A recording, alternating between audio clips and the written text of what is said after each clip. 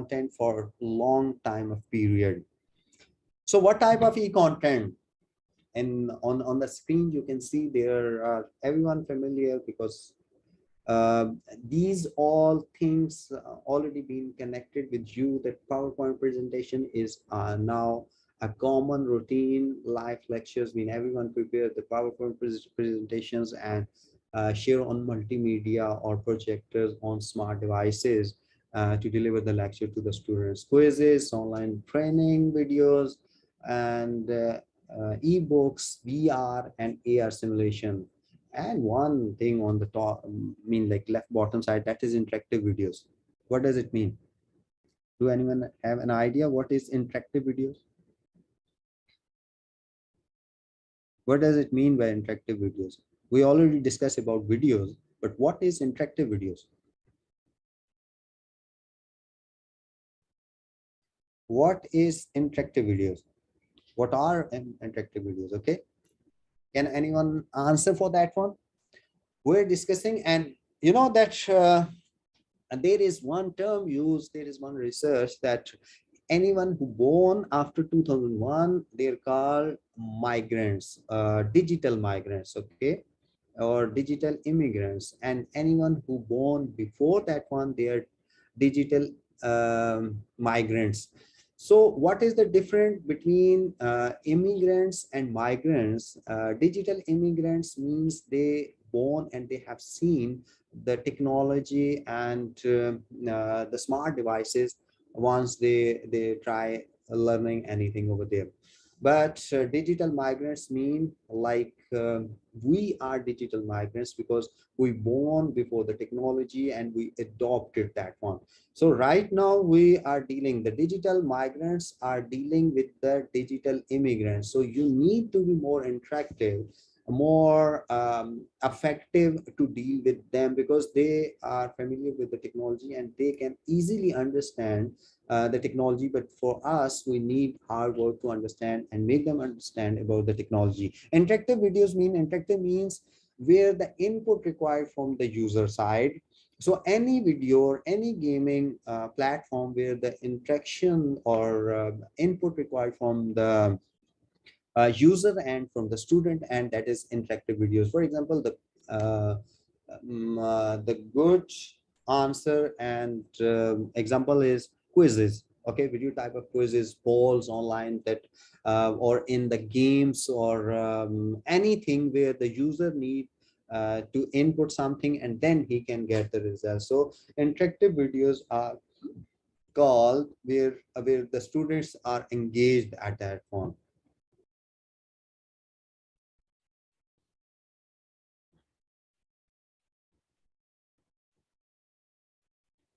Now, the most important part that we have just discussed what is e-content, but now we have to discuss and we need to understand that what is e-learning content development process. There is a complete process and you have to follow different different prerequisites to complete or build a course. Because, for example, you are going to build a course offline, at that is a completely different, but somehow once you try to build e-content, e-course, at that time you need to follow these four steps. Number one, analysis, and then the second part is design and development, and third one is course evaluation and testing, and the last one is LMS compatibility testing. And all these steps are really important and really interesting. So have a look on the screen. Analysis, what kind of analysis you needed. um, Simply you can say that the study must clearly answer the following questions. Without answering the questions, you cannot start taking the development of the courses. What are the questions? What is the course topic? First, you need to keep in your mind, analyze that what is the course topic and who is the key audience. I mean, for example, if the students, you have to prepare and analyze the course design and material according to the students. But for example, you are going to prepare a training for the faculty, so the key audience is different, so you need to prepare the material according to them. And what skills required by the audience to comprehend the course, you need to decide that what kind of skills. For example, you are going to design the computer based course, so know-how about the computer is important, that how to run the computer, how to type some kind of answers. So this is the basic skill required over there. What is the best design approach corresponding to audience comprehension level? What method would you adopt for course evaluation and assessment? All these questions are necessary to answer in the form of analysis. In the analysis phase, our course creator must remember to do an in-depth study for the target audience. So once he get the answer, the analysis phase must answer all these questions in addition to preparing a clear strategy for the course of action required by the learners to participate in the questions. So once you have done and once you have answer for during the analysis mode, then you can move ahead for the second step, that is design and development. The design course must also answer the following questions to the learner to dedicated sections. Again, once you have done analysis, then again at the time of designing and development, you need to target audience for the course, and you need to understand what are the prerequisite skills required for the course, and components, what kind of components required, and what are the objectives and outcome from this course will come over there. So and this phase basically includes implanting the analyzed course of action using an e-learning software or e-learning authoring tools. This step is equally responsible for deciding the method that you would apply to make the course as effective as possible. Using the answers from the first step, you should decide the format of your course.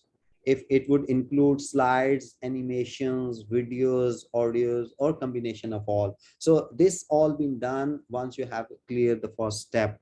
Moreover, I would say, depending on the complexity of the topic, one can choose to divide the course into micro modules or chapters. You can go ahead with the chapter wise instead of the one full course. It depends about the complexity. For example, the easy course, you can go ahead for the whole course, but for example, it's complex, practical involves, and many other things are involved in this course. So you can go by a small or micro modules, or chapter by chapter you can design on that one. Each module can be equipped with a post completion assessment using online quizzes or MCQs tests. So you can design the quizzes and online assessment by end of the chapter for every creation of the chapter or small module. The third one is a course evaluation and testing. Again, that is that have some of the questions in front of you that you have to go through this list. That is also important for course evaluation. Once you have analyzed step one done and development done, that now the third part is evaluation and testing.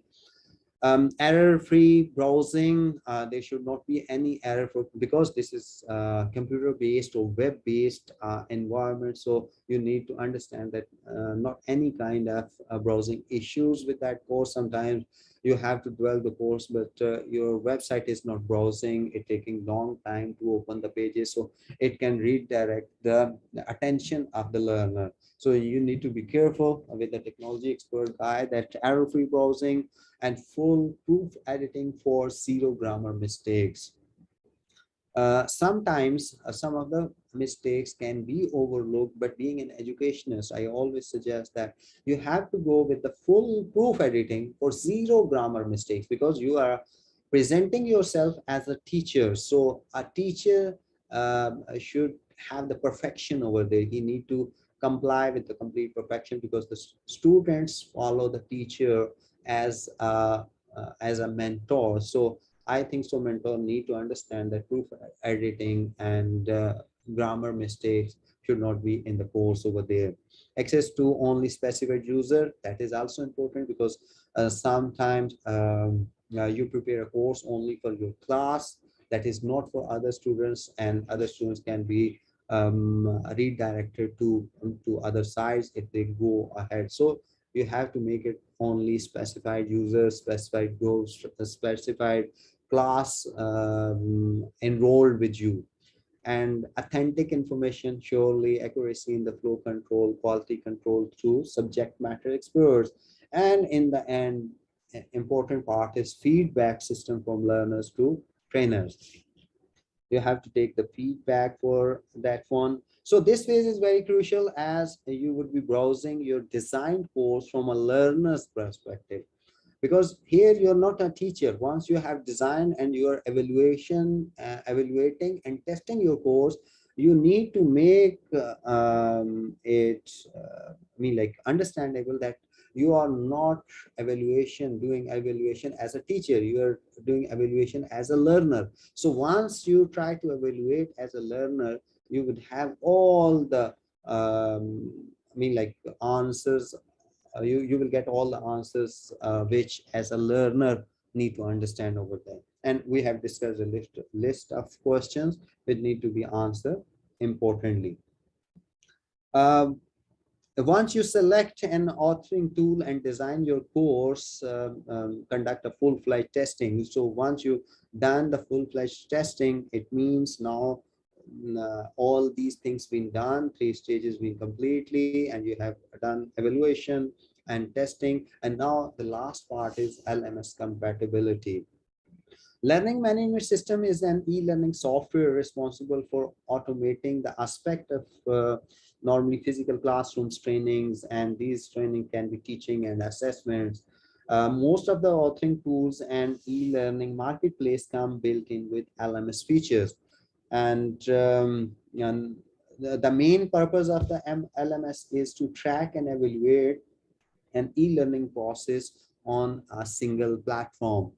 What we have to do in the Blackboard, easy example for Blackboard, because you are using the Blackboard, and last couple of years we have used Blackboard a lot with its full capacity. So learning management system, what it can, compatibility testing, how you can do it, like you can upload, edit and delete courses easily. You can conduct quizzes and MCQs, and you can track learning progress. How you can track, generate assessment and course progress reports from the LMS system. And you can add new users and assign roles like trainer or learner, that is manage user profiles and roles within LMS system. Another one is you can have a moderate live chat, direct messaging and comments, etc., because you can create a different type of blogs inside your course in the LMS system for your student, so they can interact with you live or direct. They can send you the direct messages, or they can comment, etc., all these things. And the last one is course flow control. You can manage workflow for course creation and learning progress. All these things are important, and LMS compatibility testing is important, because these 4 phases uh, are important for e-learning content development process. Once you follow all these 4 steps, you can have the best e-learning content development, or you can create a best course overview over there. The next one is like quality e-learning content, how we can have the quality e-learning content, because we just follow the 4 steps to create it, but there are essential elements of high quality e-learning, how you can create the high quality e-learning content. You can find out there are 5 elements that can create the best and effective e-learning content. Number one is target. You need to keep in your mind, we have just discussed that all 3 steps we use one word, that is target RD audience. Once that is in your mind, it means this is the essential element. The first one is target audience. The second one is learning objective. You must be very clear for your objective of the course, that authentic content. Authenticity is much more important, especially for the being a teacher. Whatever the information you are delivering, student will understand that this is 100% pure and accurate information. So teacher, being a teacher, you need to keep in mind that authentic content and authentication of the content is purely important. And the fourth one is assessment, and last one is track learner progress. We can have a little more detail about these one, and let me take shortly and quickly about that one. What is target audience, and how we can engage them? Your e-learning should be aimed at specific target audience. When you know your target audience, you can develop an effective e-learning course that meets their expectations. um, to do that, you need to understand the training needs of your audience, their background, demographics, and learning preferences. This will help you to develop a relevant and effective e-learning course. Once you keep in your mind that what is the background of your audience, you can prepare a good and effective content for your learners. The second one is learning objectives.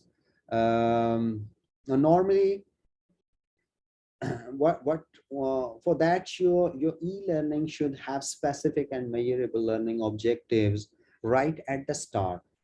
You need to tell your learners what you are going to offer through the e-learning in the form of learning objectives. And adults learn only when they know why, and stating learning objectives serves this purpose. A learning objective is a statement in specific and measurable terms that describes what learners will be able to do after completing the course. And this can be in the term of skills, knowledge, or performance.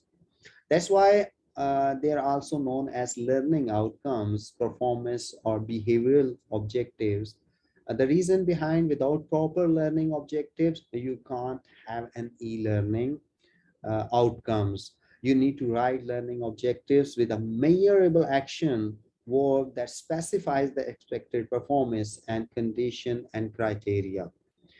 Authentic content, I think so, no need to discuss a lot about that one. You need to develop content for your e-learning course in coordination with the subject matter experts. So once you have the subject matter expert with you, he can guide you about the authenticity of the content.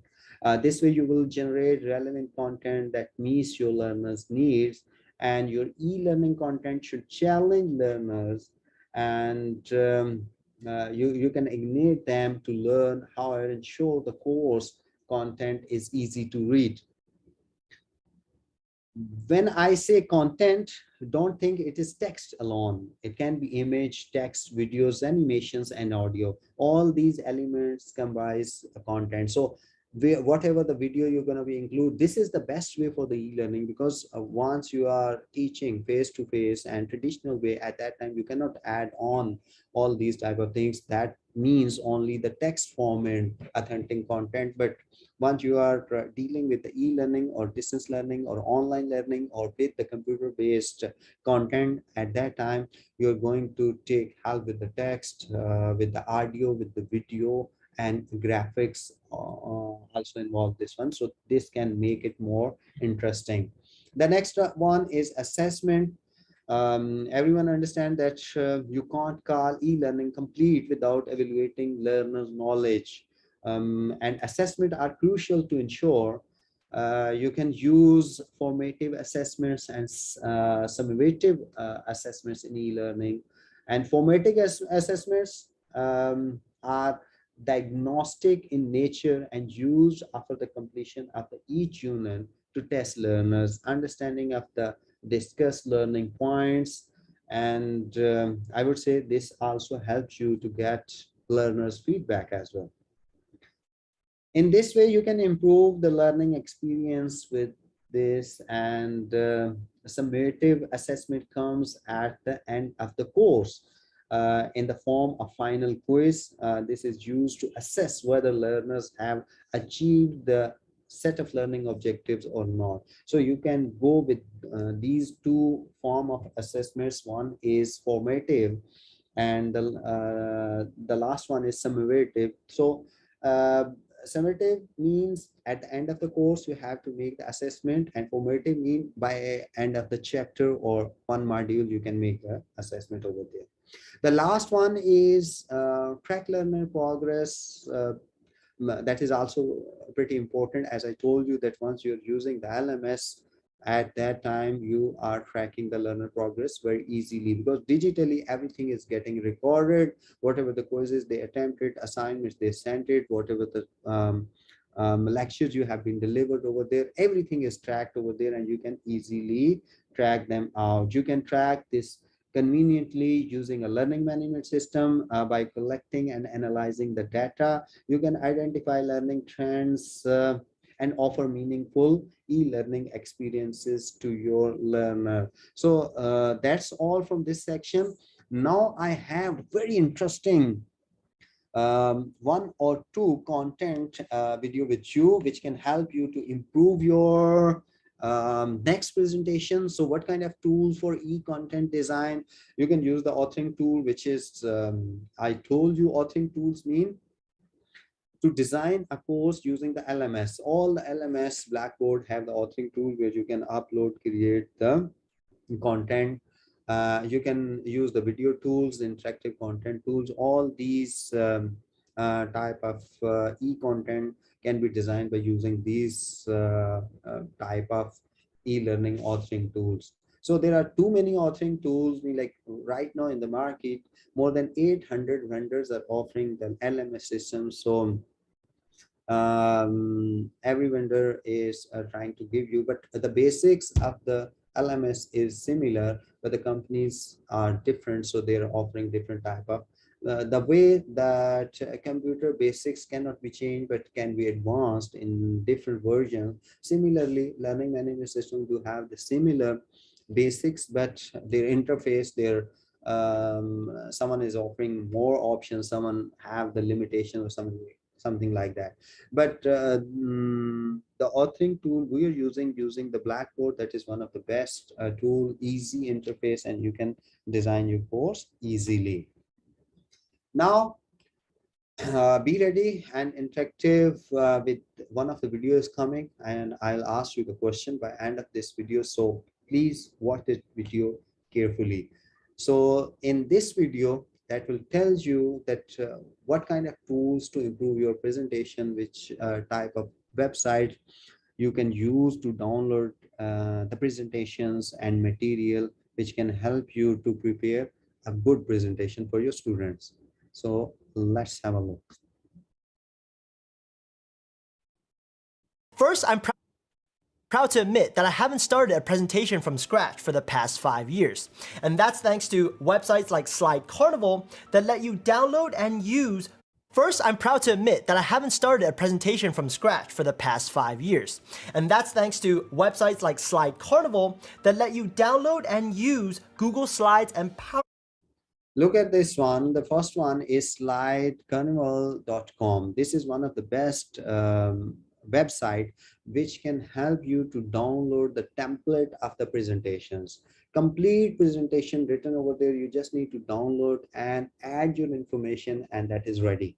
No need to bring your presentation. That is more difficult, and preparing the slides and many other things. But this is the complete guide which can help you to just download related your topic, and you just add your information, and that is done.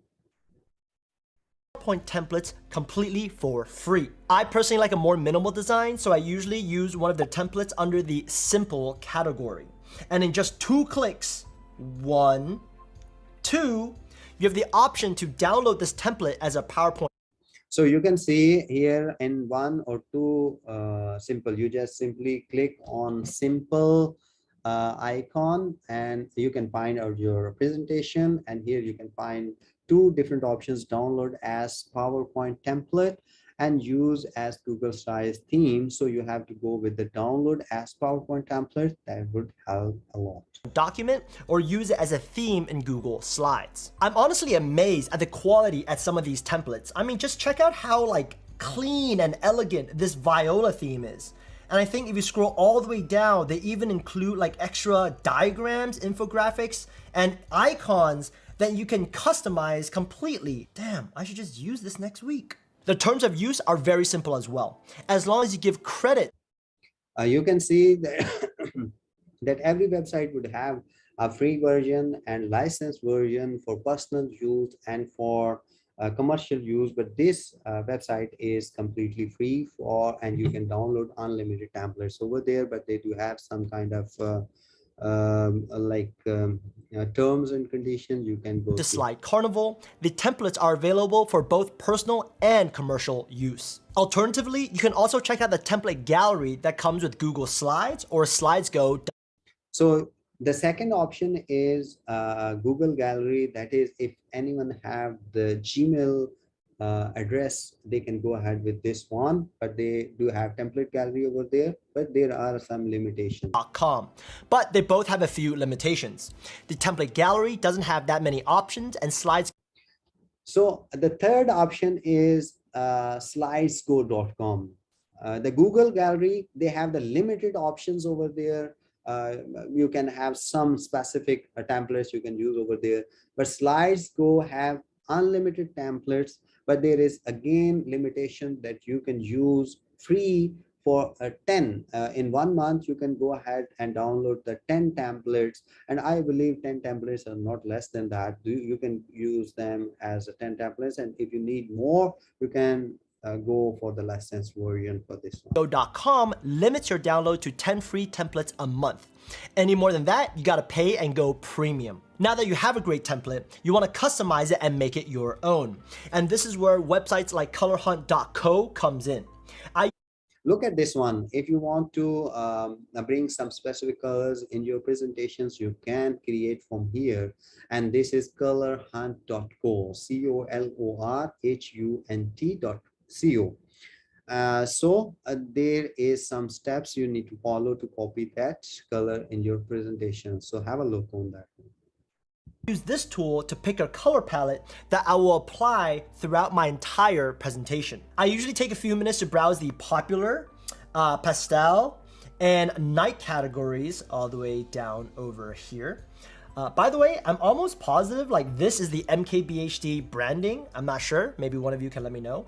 And I would favorite the ones I really like, and it gets added over here. Then when I'm ready to apply the color palette, I click into it, click on the hex code to copy it to my clipboard, go back to my presentation, select the color I want to replace by clicking the highlight color here, adding a custom color, pasting the hex code in, pressing OK.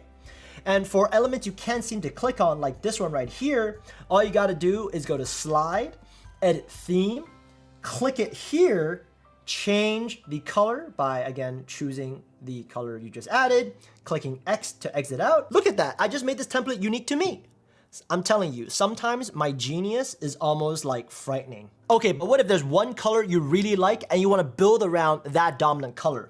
Let's take the totally not a scam purple iPhone, the hex code of which I'll throw on screen right now. If I input that into a website called ColorSpace, like so, it can generate a bunch of color palettes around that dominant color. For me personally, I usually go with the natural palette like this one, but there's so many options on here, there's definitely something for everyone. Before you go crazy with these colors, by the way, most companies have brand guidelines in place for external presentations. But for internal presentations, you can get a bit creative and show your personality. By the way, please do let me know whether you're So that was one of the video which telling you that how you can make interactive your presentations. You can download that one, and it's easy, very easy. You just need to go with all these websites which I told you that, and you can make your presentation very easily. Now the last but not least, that is make your lesson interactive. How you can make your lesson interactive, that is different ways: Google Lab and Mentimeter. So I'm going to discuss here about Mentimeter, that how you can make interactive with your audience. But for this one, everyone needs the smart devices in their hand, so they can go ahead with the Mentimeter. So have a look. There is one video, we do have it related to that one. This will help you to understand that if you are presenting in front of the audience, that audience can be faculty or can be students. If they have their devices, they can participate, they can interact with your session. Let's have a look. There's too much one-way communications in lectures and workshops and in regular business meetings. And what we're trying to do is a very, very simple but powerful interaction tool, and this is Mentimeter. Everybody wants to be heard. And the process of using Mentimeter is quite simple. You create a question, click Start Presenting. The audience then just grab their phone, go to a specific URL, enters the code, and submits the answer. When you So this Mentimeter is how does it work? Like simply, there is a website, you can go ahead with the Mentimeter. At that time, there is a specific URL. You have every interaction, every student, every person who is sitting in front of you, they have to use the similar ID, and they can log in over there and they can participate with you using that Mentimeter software. visualize the answers, it makes people think and reflect, and then you can start a discussion from there. With Mentimeter, everybody has an equal opportunity to voice their opinion. You're not affected by anybody in the room. The input you provide is unbiased, and when you're part of the result, you want to motivate the result. Mentimeter makes people interact in a new and innovative way. When you open up for people to voice their opinion, people feel involved, so the interaction creates a constructive discussion. Mentimeter makes meeting more fun, efficient, and effective.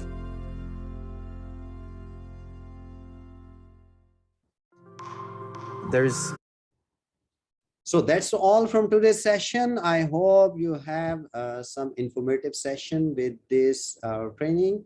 And if you have now the time for the questions, I'm gonna unmute you all. If you have any question, you can ask me.